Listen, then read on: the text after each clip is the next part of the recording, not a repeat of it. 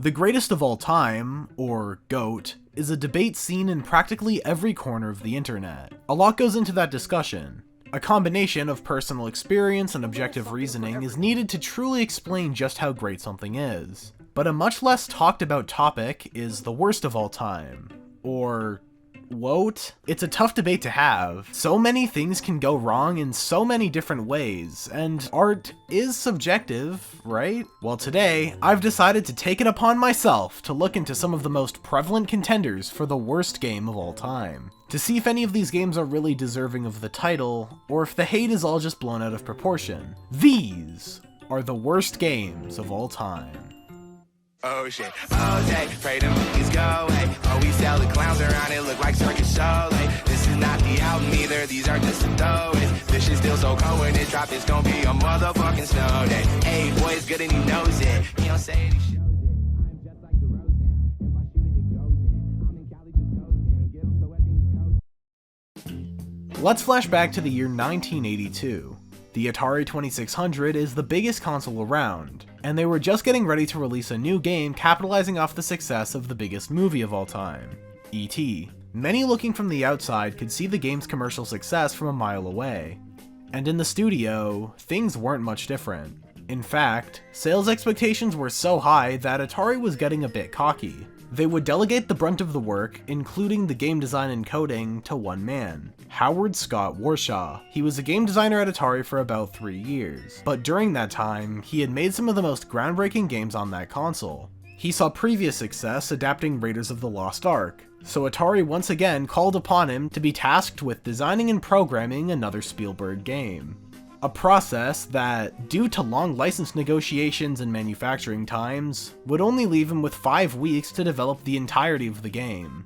Raiders of the Lost Ark, by comparison, had a development time of about 6 months.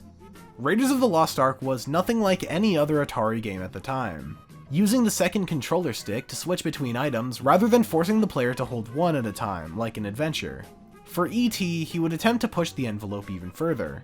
E.T. for the Atari 2600 parades itself as an adventure game, but calling it adventuring would be a bit of a stretch. In the game, you control E.T. from a top-down perspective. You have to collect pieces of a phone so that E.T. could call home, just like in the movie. Already, that's deeper story than 99% of Atari's games. But gameplay didn't really matter, at least not to the market executives. Sales expectations were unreasonably high.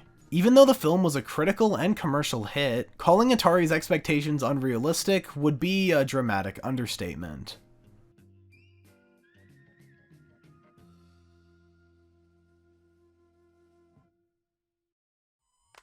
Expecting it to be one of the best-selling games of all time, they manufactured 5 million copies before the game would even launch. In order for the game to sell its stock, it would have to be bought as much as roughly 1/3 of the total consoles sold. But at the time, it only made sense. The biggest movie would lead to the biggest game sales, right? The game was set to be released in December of 1982, just in time for Christmas.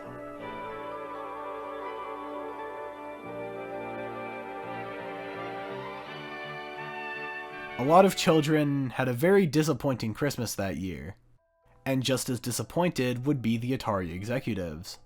Only 2.6 million copies were sold by the end of that year, far, far lower than their expectations. And while some might expect that number to increase over the following year, the lack of quality the game possessed was causing many consumers to begin demanding returns. The game would sell a lot of copies, 2.6 million, roughly half their stock. However, about 700,000 were returned the next year. Not only did the game miss sales expectations, but it also failed to live up to the film. The game was rushed. It didn't live up to the excitement of Pitfall or the arcadey fun of Donkey Kong and Frogger. The gameplay mostly involved just running around, so it only made sense that most kids would have gotten bored of playing it before the end of the Christmas season. After knowing the true nature of the game, the supply far outweighed any demand it might have. Eventually, it became a more profitable business solution to just bury them in the New Mexico desert rather than leaving them in a warehouse to take up shelf space, right next to all the other failed titles. Consumers had to learn that just because a recognizable character was on the box doesn't make it a better game, and trust in Atari would be shattered because of it. E.T. wasn't the single cause of the 1983 video game crash. It was more so the final domino placed to cause these circumstances. Atari Games had a long-running tradition of false expectations. With graphics as primitive as the 2600, it was common for game boxes to paint a picture of what the game was supposed to look like, rather than the actual graphics depicted in the game. Before the internet, or even game magazines were highly publicized, you wouldn't be able to tell if a game was bad unless you or a friend had already bought it. There was no bar for quality. Anyone could make a game, and because it was uncommon for developers to be credited for their work, there was only one name attached to all of these failed projects. No other company offers you as many different video game cartridges as Atari. So brand loyalty would only dwindle. Faith in the industry wouldn't be restored for another few years, when the 2600 was left in the past and the NES began making the rounds, rebuilding that trust with the Nintendo seal of quality, even if some games were still a bit lacking in that department. E.T. was a game so bad it made executives realize marketable characters don't always equate to guaranteed success, a mistake that many in the modern day still seem to make. But that Nintendo seal isn't exactly perfect either. With the release of the Nintendo 64, profits weren't as high as they were years prior. The competition had only gotten more fierce. While Sega was always a competent runner-up in the NES and Super Nintendo ages, a new challenger had seemingly come out of nowhere that would put Nintendo's position as number one into contention. Not only would the PlayStation go on to sell 3 times as many consoles, but it would also take a large portion of the market along with it. Nintendo wasn't making things any easier for themselves either. It was difficult to convince game developers to make games for the system. While Nintendo was the more experienced gaming company, the PlayStation ended up with a library of over 4,000 games thanks to the ease of making games for it. CDs simply allowed for a lot more storage. And because of Nintendo's use of expensive, inefficient cartridges, the N64 only had 388 games, microscopic by comparison. This meant that the titles on the system would each need to be heavy hitters, with each game bringing its own unique experience to the system. This meant that for the Nintendo 64, it was in constant need of having a new big release. And Superman, the New Superman Adventures, was thought to be that game. All the powers are yours. Flight, heat vision, super speed, super strength, freezing breath. It all started in the mid-90s, when Eric Kane of game publisher Titus caught wind of Warner Bros. Wanting to make a Superman animated series after the success of Batman. They were given the licensing rights for relatively cheap, as there wasn't much interest in the Superman brand when they bought in. But once development started, things wouldn't get any better from there. There were initially big plans for the game. It would be the first 3D open-world title, a more open-ended Tomb Raider, even having destructible portions of the environment. But the final game was forced to be a gutted version of the concept, and that's for one pretty annoying reason. DC saw over the entire development of the game, and they made sure that it fit their vision regardless of whatever Titus planned. Working on the game in this period sounds like a living hell. Every little decision they made for the game would be challenged with claims that, quote, Superman would never do that. This forced Titus to spend longer and longer periods of time looking through old comics to find examples of him performing certain actions. It would take them months to get every character individually approved. The destructible environments had to be canned, as Superman wasn't, quote, allowed to act as a bad person. For that same reason, he also wasn't allowed to hurt people, so the developers had to add an additional tidbit in the story, claiming that Superman was trapped in a fake virtual world. So he wasn't actually hurting anyone, guys. Levels that used to feature heroics would be replaced with just flying through rings, an action that would become synonymous with the repetitive, monotonous nature of the final game. Older prototype versions of Superman 64 also had better controls, utilizing less awkward buttons. Much like the case with E.T., it utilized a well-known, recognizable character, with magazines and early reviews being relatively positive. Everything made it out to be a highly anticipated release, but by the time it was finally out, the initial vision was completely shifted. There were originally plans to release another Superman game on the PlayStation as well, but it was completely different from the Nintendo 64 game. It was designed with completely different gameplay in mind. No rings in sight, being a lot more in line with its original idea. Tomb Raider, but with superpowers. But as you could imagine, things didn't plan out. Titus expected Warner Bros. To renew the license after seeing the promising gameplay. But after the successful release of the cartoon, and the reception of Superman 64, I'd imagine it was an uphill battle they couldn't win. If this is the quality of games with the seal of approval, I'd hate to see a Nintendo game without them. Years before they would accidentally create their biggest competitor out of Sony, they were planning on working together to create a disc accessory for the Super Nintendo called what else but the PlayStation. Unfortunately, those plans fell through, and along the way, Nintendo partnered with Philips to work on the accessory. In exchange, Philips, a company who had worked with Sony to create the CD, was brought on to work on the hardware instead, which didn't work out in the end either, but a part of their agreements was permission to use Nintendo characters and franchises on the CDI, Philips' own failed attempt to get into the gaming market. There were ultimately 4 CDI games that used Nintendo's characters, 3 different Zelda games, and Hotel Mario. Now, I'm sure everyone's seen clips taken from these cutscenes. My boy. All toasters toast toast. And many, many more. The actual gameplay of these titles is nowhere near as legendary as these cutscenes. CDI stands for Compact Disc Interactive, meaning it was a CD player first and an interactive gaming machine second. You could really tell when it comes to how the games actually perform, with a noticeable input delay, making the games unplayable from the start. But it's not like actually playing the games would be much better. Wand of Gamelon and Faces of Evil would take the form of 2D platforming adventure games. The much less popular Zelda's Adventure would be a more traditional Zelda experience, while Hotel Mario has you opening and closing doors. What happened to the CDI Zelda and Mario games is really interesting. They were indoctrinated into meme culture, not through their gameplay, but through the one part that wasn't. This perfect storm was only really possible on the Philips CDI. Its use of CDs allowed full video and unhindered audio to be implemented into its games, but it was also not a well-designed gaming console. The default remote was clearly for viewing video, and the rest of the games in its library are characterized by a lack of complexity. It was clearly made for games like Tetris and golf, not adventure games like Zelda. These games will forever be a stain on Nintendo's legacy, and I think that's something special. But on the more officially made side of things, few games are less scorned than the 2006 Sonic reboot.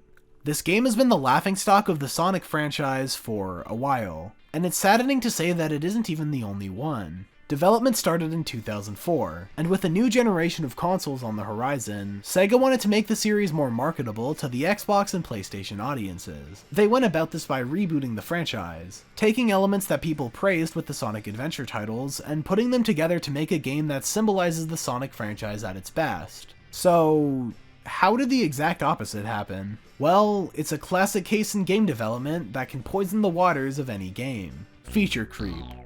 The developers kept coming up with ideas they wanted to form into the ultimate Sonic game, but this new, grandiose scope added a lot of pressure onto the team. Even worse was that the executive producer of the game, co-creator of the Sonic franchise, Yuji Naka, would resign from Sega in 2006, before the game would even come out. He'd go on to create Balan Wonderworld and then get arrested.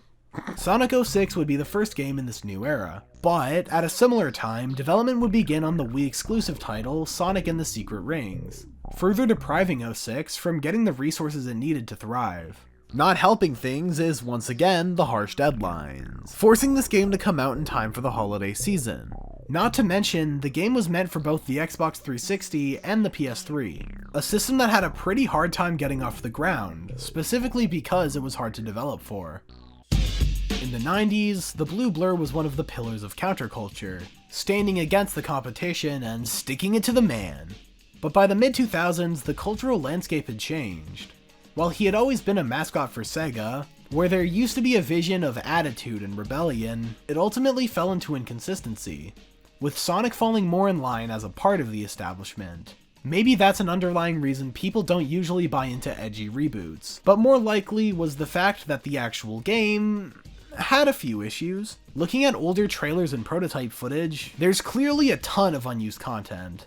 I don't think the team went in with the clearest vision of what they wanted to do, and the final game definitely shows that. The character designs are a mixed bag. There are humans in this game, which makes me start to question how this world works. If I saw a weird, smooth-looking animal with one giant eye, I would probably kill it with fire. This game marks the introduction of Silver, who's pretty cool. But it also introduced Princess Elise. Which one of these characters would be used more?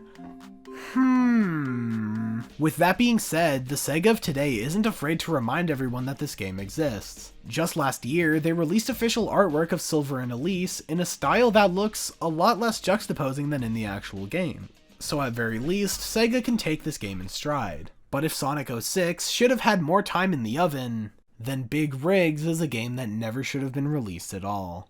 In fact, calling it a game might be pushing it a bit too far.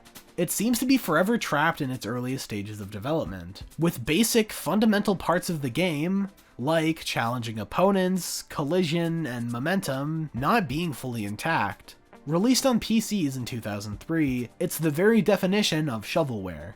It was published by a company named Game Mill, some not so subtle foreshadowing to the quality of the games they released. Just look at their classic game, Zoo Zoo Pets 2, featuring the Wild Bunch, which was also published by Activision. It was commissioned by Stellar Stone, a company that specialized in outsourcing game development to Eastern European countries like Russia and Ukraine, where development costs are cheaper.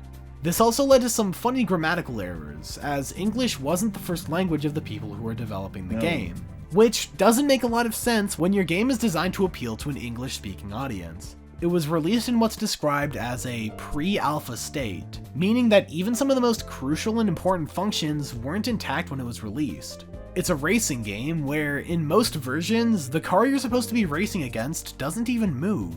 There are so many things broken, it isn't even funny.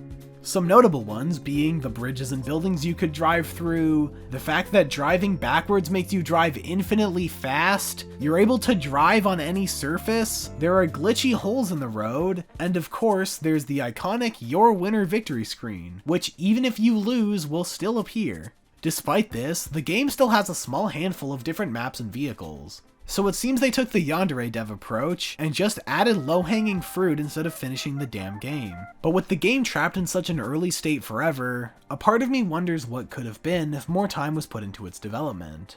Maybe it wouldn't be the worst game of all time. But sometimes, an egregiously long development cycle can be just as polarizing as a rushed one.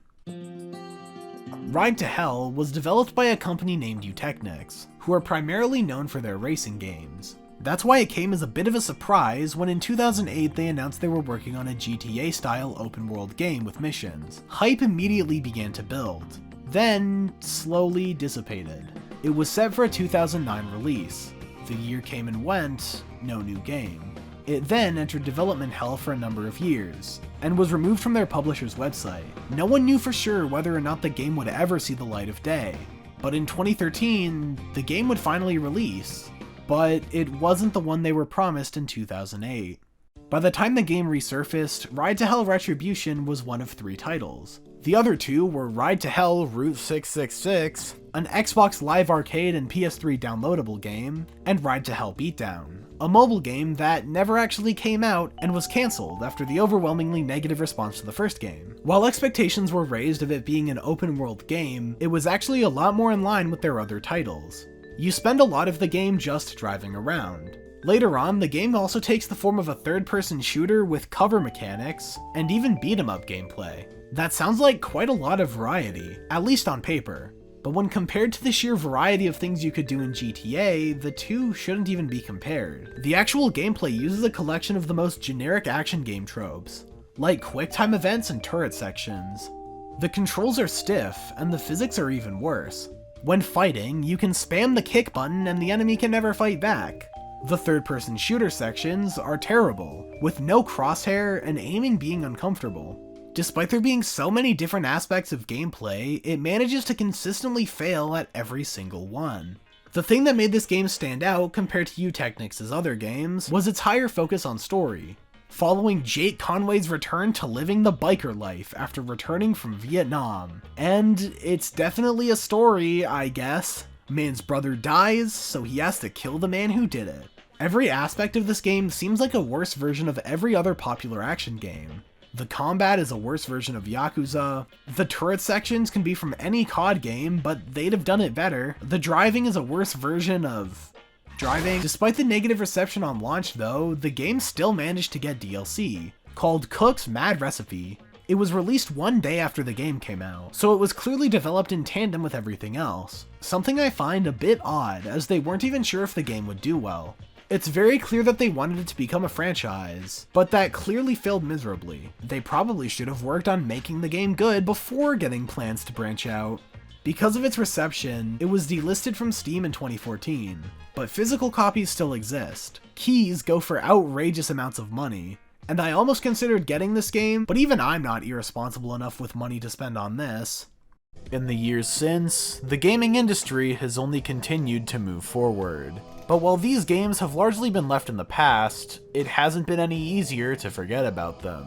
I'm sure many of you watching may be wondering about any of the modern blunders in the gaming market. Games that release in a half-finished, glitchy, bugged state. Well, after the rise of the internet, a lot of games that would have been possible contenders would be saved by the technology of the internet age. Games like No Man's Sky and Cyberpunk 2077 would raise enormously high expectations, only for the games themselves to come crashing down when they underdelivered. But thanks to updates, both of these games were able to rebound and be received better than ever, both of them winning awards for their continual upkeep. In the modern day, it's not uncommon for games to release broken, with an IOU for a slightly different, better game later down the line. Roadmaps are seen all over the place, almost as often as the letter of shame when they inevitably underdeliver. Love it or hate it, that's just how the industry is now. But despite all the faults of modern AAA gaming, one plus side is that the internet still allows for updates, letting game studios hit the continue button to continue working on their existing games.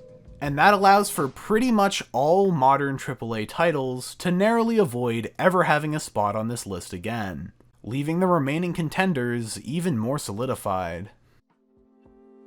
These were the worst games of all time. They may look different at first glance, but all of these games share the same story.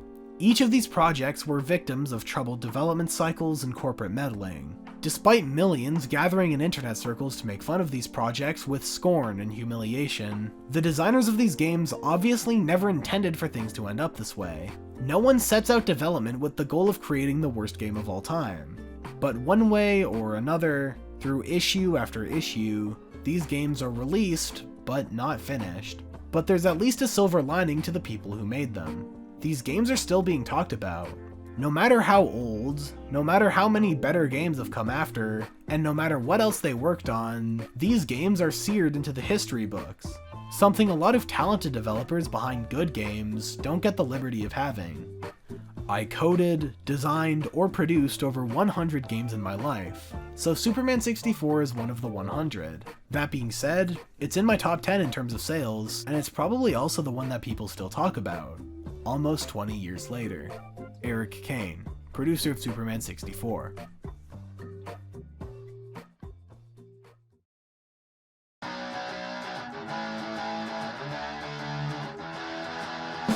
Man, this ET game sure does suck. I wish I hadn't spent money on it. Once again, I want to give another thanks to Authentic Egg and Anaster24 for being members of the bigger Patreon money number. Thanks.